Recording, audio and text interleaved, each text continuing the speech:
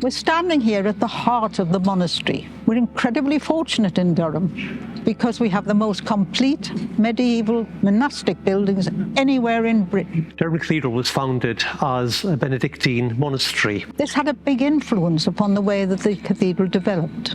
They slept in the dormitory, a wonderful building. It's regarded as one of the three great medieval halls of England.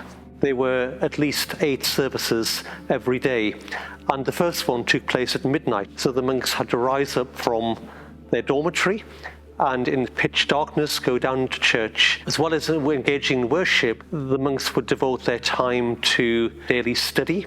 The monks' day was divided between worship, study and work. They would spend part of each day undertaking manual work because that was a very important part of the life of a monk.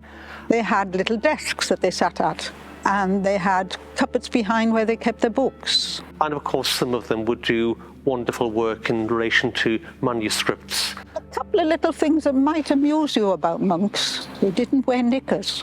And if they had to go out of the monastery for some business or other, then they were issued with a pair of knickers.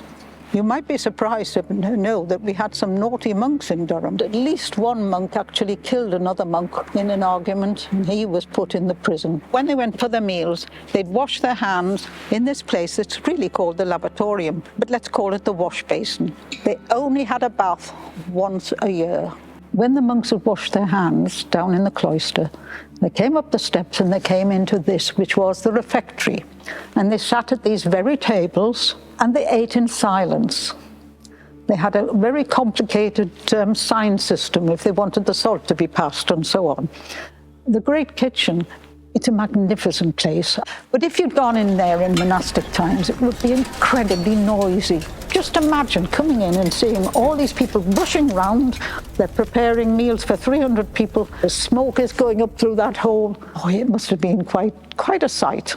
It's one of the most stunning buildings you can ever go into.